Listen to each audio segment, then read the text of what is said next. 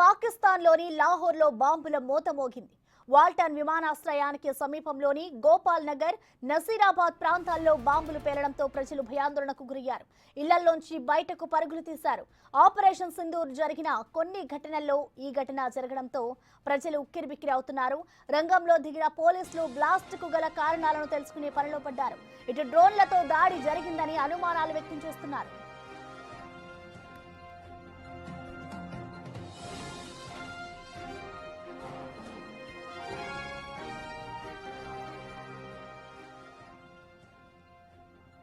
ఇప్పటికే Lahore, Islamabad ఎయిర్పోర్ట్లను మూసేసింది Pakistan. Air space ను కూడా మూసేసింది. కేవలం కరాచీ ఎయిర్పోర్ట్ ను మాత్రమే నడుపుతోంది.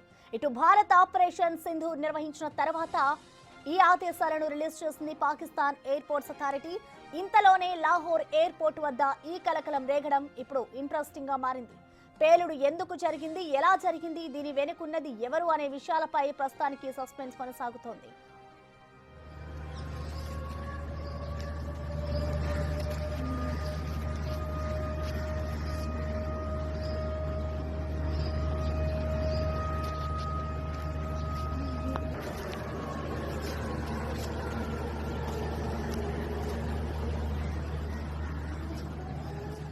ఇటు పాకిస్తాన్లోని లాహోర్లో బాంబుల మోత మోగింది. వాల్టన్ విమానాశ్రయానికి సమీపంలోని గోపాల్ నగర్లో, నసీరాబాద్ ప్రాంతాల్లో బాంబులు పేయడంతో ఇటు ప్రజలైతే భయాందోళనకు గురయ్యారు. ఇప్పటికే పోలీసులు కూడా అక్కడ రంగంలోకి దిగారు. ఇళ్లలోంచి ప్రజలంతా కూడా ఒక్కసారిగా బయటకు పరుగులు తీసిన పరిస్థితి కనిపిస్తోంది. ఇటు డ్రోన్లతోనే దాడి జరిగి ఉండవచ్చు అంటూ కూడా ఇటు పోలీసులు అయితే అనుమానం వ్యక్తం చేస్తున్నారు. ప్రస్తుతం మనం చూసుకోవచ్చు, ఇటు లాహోర్లో బాంబుల మోత మోగిందనే చెప్పుకోవాలి. ఒక్కసారిగా అక్కడున్న ప్రజలంతా కూడా ఇళ్లలోంచి బయటకు వచ్చి భయాందోళనకు గురయ్యారు. ఇటు ఆపరేషన్ సింధూర్ జరిగిన కొన్ని గంటల్లోనే ఈ ఘటన జరగడంతో ప్రజలంతా కూడా ఉక్కిరిబిక్కిరవుతున్నారు. వాల్టన్ విమానాశ్రయ సమీపంలో బ్లాస్ట్ జరగడంతో ప్రజలంతా కూడా బయటకు వచ్చి భయభ్రాంతులకు గురైన పరిస్థితి కనిపిస్తోంది. ఇటు ఇప్పటికే ఈ బ్లాస్ట్ కి సంబంధించి పోలీసులు అయితే రంగంలోకి దిగి ఆ బ్లాస్ట్ కి సంబంధించిన కారణాలను తెలుసుకునే పనిలో పడ్డారు. డ్రోన్లతో దాడి జరిగి ఉంటుంది అంటూ కూడా ఇటు అనుమానాలను వ్యక్తం చేస్తున్నారు.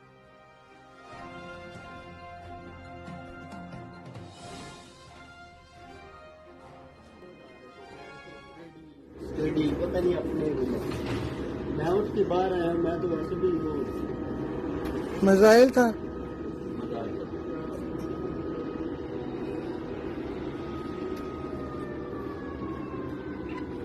आ रहे थे, कह रहे थे रेडी स्टेडी, पता नहीं अपने मैं उसके बाहर आया, मैं तो वैसे भी वो मिसाइल था।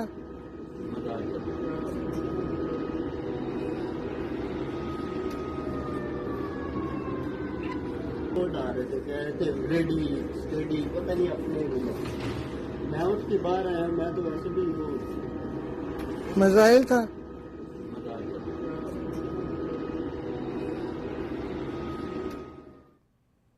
దీనిపై పూర్తి అప్డేట్స్ ని ఢిల్లీ నుంచి మా ప్రతినిధి శివ అందిస్తారు. శివ, మనం చూస్తున్నాం ఇటు లాహోర్ లో అయితే బాంబుల దాడి జరిగింది. దీనికి సంబంధించిన అప్డేట్స్ ఏ విధంగా ఉన్నాయి? ఇటు ప్రజలు కూడా ఒక్కసారిగా భయభ్రాంతులకు గురైన సిచ్యువేషన్ నెలకొంది కదా, ప్రస్తుతం అక్కడ డీటెయిల్స్ ఏ విధంగా ఉన్నాయి దీనికి సంబంధించి? రైట్, ప్రధానంగా ప్రసన్న, భారత్ దాడితో ఇప్పటికే ఉక్కిరిబిక్కిరవుతున్న పాకిస్తాన్కు ఇటు సొంత దేశంలో కూడా ప్రతికూల పరిస్థితులు ఎదురవుతున్నాయి. దానిలో భాగంగానే ఇటు ఒక ఎయిర్పోర్ట్లో ఒక బాంబ్ బ్లాస్ట్ జరిగింది. ప్రధానంగా ఏదైతే ఈ ఎయిర్పోర్ట్కు సంబంధించిన వాల్టన్ రోడ్లో ఉన్న ఎయిర్పోర్ట్లో బాంబు దాడి జరిగింది. దాని తర్వాత మరొక చోట వరుసగా పేలుళ్లు సంభవిస్తున్నాయి పాకిస్తాన్లో. మరోవైపు ఇటు పాకిస్తాన్ సైనికులను టార్గెట్గా చేసుకుని బలూచ్ లిబరేషన్ ఆర్మీ కూడా దాడులు తెగబడింది. దీంట్లో వాహనంలో వెళ్తున్న 12 మంది పాకిస్తాన్ సైనికులు కూడా మృతి చెందారు. ఇటు లాహోర్లోని సియాల్ కోర్టు, అలాగే మొత్తం 3 ఎయిర్పోర్ట్లను కూడా పాకిస్తాన్ మూసివేసింది. మొత్తం ఎమర్జెన్సీ కొనసాగుతున్న పరిస్థితి కనిపిస్తుంది పాకిస్తాన్లో. ప్రభుత్వ కార్యాలయాలు కానీ, మరోవైపు స్కూల్స్, కాలేజెస్ అన్నీ కూడా మూసివేశారు. ఎమర్జెన్సీ సేవలు తప్ప మిగతా ఎవరు కూడా రోడ్లపైకి రావద్దంటూ కూడా అక్కడ ఎమర్జెన్సీని ప్రకటించారు. ఎవరైతే మెడికల్ టీం విభాగం ఏదైతే మెడికల్ టీం మాత్రమే అందుబాటులో ఉండాలంటూ కూడా పాక్ ప్రభుత్వం ఆదేశాలు జారీ చేసింది. కానీ ఇటు లాహోర్లో బాంబ్ బ్లాస్ట్ జరగడానికి సంబంధించి బ్లాస్ట్ జరిగింది అంటే డ్రోన్ ద్వారా ఈ బ్లాస్ట్ జరిగింది అనేది కూడా పోలీసులు చెప్తూ ఉన్నారు. కానీ ఎవరు దాడి చేశారనేది కూడా ఇప్పటివరకు దానికి సంబంధించిన ఆధారాలు కానీ ఎవరి నుంచి కూడా ఒక ప్రకటన కూడా రాలేదు. అంటే ఎయిర్పోర్ట్లో దాడి చేయడానికి గల కారణాలంటే అక్కడ ప్రాణ నష్టం ఏమైనా జరిగిందా, ఎందుకు దాడి చేశారు అనే దానిపై మాత్రం ఇంకా వివరాలు తెలియాల్సి ఉంది. దర్యాప్తు కొనసాగుతుంది.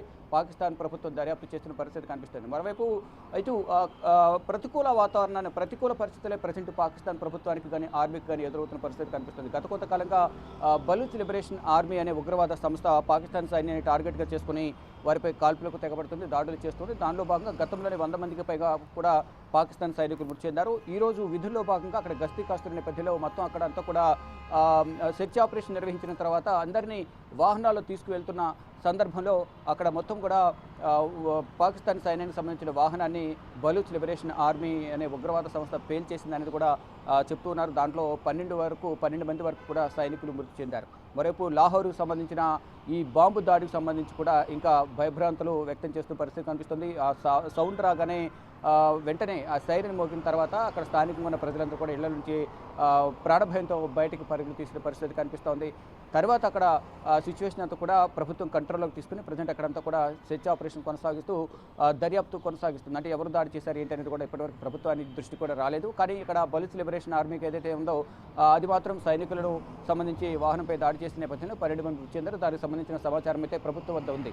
కానీ ఒకవైపు భారత్ నుంచి అటాక్స్ ఎదుర్కొంటూ భారత్ తీసుకున్న నిర్ణయాల వల్ల ఇబ్బంది పడుతున్న పాకిస్తాన్కు సొంత దేశంలోనే మనశ్శాంతి లేకుండా పోతుంది అనేది కూడా పాకిస్తాన్ భావిస్తుంది. దానిలో భాగంగా గత కొంతకాలంగా కూడా బలూచ్ లిబరేషన్ ఆర్మీ పాకిస్తాన్ సైన్యాన్ని టార్గెట్గా చేసుకుని దాడులు చేస్తుంది.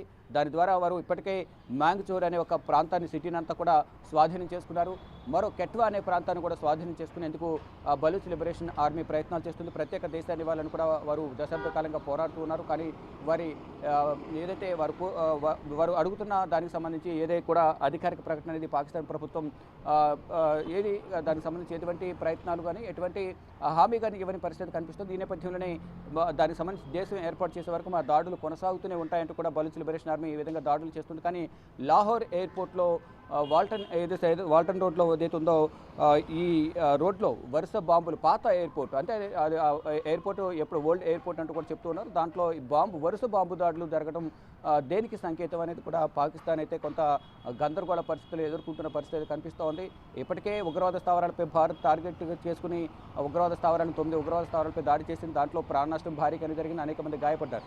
మరోవైపు మళ్ళా మిగిలిన స్థావరాలపై కూడా ఎప్పుడు దాడి చేస్తుందా, ఎటు నుంచి దాడి చేస్తుందా అనేది కూడా ఊహించని పాకిస్తాన్ ప్రభుత్వం అంటే ఊహకందని విధంగా కూడా భారత్ నిర్ణయాలు ఉంటున్నాయి. దానిలో భాగంగానే గత రాత్రి 6వ తారీఖున అర్ధరాత్రి సమయంలో ఈ దాడి జరిగింది. 9 స్థావరాలపై మొత్తం 21 ఉగ్రవాద స్థావరాలు గుర్తించింది. మిగిలిన 12 స్థావరాలపై ఎప్పుడు దాడి చేస్తారనేది కూడా వారు ఊహించలేని పరిస్థితి. అంటే ఎప్పుడు ఏ నిర్ణయం తీసుకుంటుంది భారత ప్రభుత్వం అనేది కూడా వారు ఊహించలేకుండా ఉన్నారు. కానీ ఇటు పాకిస్తాన్ మాత్రం ఒంటరైన పరిస్థితి కనిపిస్తూ ఉంది. అంటే స్థానికంగా ఉన్న ప్రతిపక్ష పార్టీలు సహకరించడం లేదు. ఆర్మీలో చాలామంది రాజీనామా చేశారు. మరోవైపు మిత్రపక్షం దూరమైంది. మరొక ఇటు చుట్టుపక్కల దేశాలను ఆపన్నహస్తం అందించినప్పటికీ కూడా టర్కీ కానీ చైనా, ఇరాన్, ఇరాకు దానికి సమీపంలోని పాకిస్తాన్ కొంత వారికి సహాయం అందిస్తుంది. కానీ ఇటు సొంత దేశంలోని బాంబుల దాడి బలూచ్ లిబరేషన్ ఆర్మీ ఒకవైపు, మరోవైపు టెహ్రీక్ తాలిబాన్ పాకిస్తాన్ ఒకవైపు దాడులు చేస్తూ పాకిస్తాన్ ప్రభుత్వాన్ని ఈ ఆర్మీని కూడా చాలా ఇబ్బందులకు గురి చేస్తుంది. కానీ ఒకవైపు పెహల్గాం దాడి తర్వాత భారత్ తీవ్ర స్థాయిలో పాకిస్తాన్పై దాడి చేసేందుకు ప్రణాళికలు సిద్ధం చేస్తుంది. త్రివిధ దళాలని కూడా సిద్ధంగా ఉన్నాయి. ముందు టార్గెట్ అనేది ఉగ్రవాద స్థావరాలే టార్గెట్ అంటూ కూడా పాకిస్తాన్ పైన అటాక్ చేసేందుకు భారత ప్రభుత్వం సిద్ధమవుతుంది. దానిలో భాగంగా 9 స్థావరాలపై దాడులు చేసింది. మిగిలిన 12 స్థావరాలపై త్వరలోనే దాడి ఉంటుంది. ఆపరేషన్ సింధూర్ 2 కమింగ్ సూన్ అంటూ కూడా అందరూ నిపుణులు భావిస్తున్నారు. కానీ లాహోర్లో సొంత దేశంలోనే ఎవరిని ఎదుర్కోవాలి, ఎవరిని ఏ విధంగా ఎదుర్కోవాలి అనే దానిపై మాత్రం పాకిస్తాన్ మాత్రం జరిగే దాడులను మాత్రం పసిగట్టలేకపోతుంది. ఇంటెలిజెన్స్ విభాగం ఏమైపోయింది, భద్రతా విభాగం ఏమైపోయింది, ఎక్కడ రాడార్స్ అని ఏమైపోయాయి, ఎక్కడ దాడి జరుగుతుంది ఏంటి గుర్తించలేకపోతున్నారా అనేది కూడా పాకిస్తాన్ ప్రభుత్వం పైన ప్రతిపక్ష పార్టీలు కానీ ప్రజలు కానీ ఆగ్రహం వ్యక్తం చేసిన పరిస్థితి కనిపిస్తుంది. ఈ నేపథ్యంలోనే మొత్తం అక్కడ ఎమర్జెన్సీ అయితే ప్రకటించారు. భారత్ ఎటువైపు నుంచి ఎటు దాడి చేస్తుందో తెలియని పరిస్థితుల్లో వారు ప్రజెంట్ సిచ్యువేషన్లో ఎమర్జెన్సీ అయితే ప్రకటించిన పరిస్థితి కనిపిస్తోంది. మొత్తంగా ఎయిర్పోర్ట్స్ అని కూడా లాహోర్లోని, కరాచీ, మరోవైపు సియాల్కోట్ ఎయిర్పోర్ట్లు ప్రజెంట్ తాత్కాలికంగా మూసివేశారు. గతంలో మనం చూసుకుంటే పాకిస్తాన్ గగనతలం పైన ఇటు ఇండియా కానీ ఇతర దేశాల నుంచి 400 విమానాల రాకపోకలు అయితే కొనసాగేవి. ఇక భారత్ కానీ చుట్టుపక్కల దేశాలను కూడా పాకిస్తాన్ విమానాలు ఇటు భారత గగనతలంపై కానీ ఇతర దేశాల గగనతలంపై వ్యవహరించేందుకు రాకపోకలకు అందరూ కూడా నిషేధం విధించిన నేపథ్యంలో ఆ 400 విమానాల్లో పోయి 20 విమానాలకు చేరుకుంది. దాని ద్వారా ఇటు విమానయాన రంగం కూడా భారీగా ఆర్థికంగా నష్టాల్లోకి కూరుకుపోయింది. కేవలం రోజుకు $5,000 లాభం అనేది మాత్రమే, ఇన్కమ్ అనేది మాత్రమే వస్తూ ఉంది. అది కూడా ఇప్పుడు కొన్ని ఎయిర్పోర్ట్లు మూసేసిన నేపథ్యంలో ఆ ఇన్కమ్ కూడా పోయింది. అంటే అటు సొంత దేశంలోనే అంతర్యుద్ధం కొనసాగుతున్న నేపథ్యంలో ఎవరిని ఎదుర్కోవాలో తెలియక అయోమయంలో ప్రజెంట్ పాకిస్తాన్ సిచ్యువేషన్ ఉందని చెప్పుకోవాలి. కానీ పాకిస్తాన్ స్థావరాలపై, ఉగ్రవాద స్థావరాలపై దాడి చేసిన నేపథ్యంలో ప్రతిదాడి ఉంటుందంటూ కూడా పాకిస్తాన్ ప్రభుత్వం, ఆర్మీ కూడా చెప్తూ ఉంది. Prasanna. Right, thank you Shiva.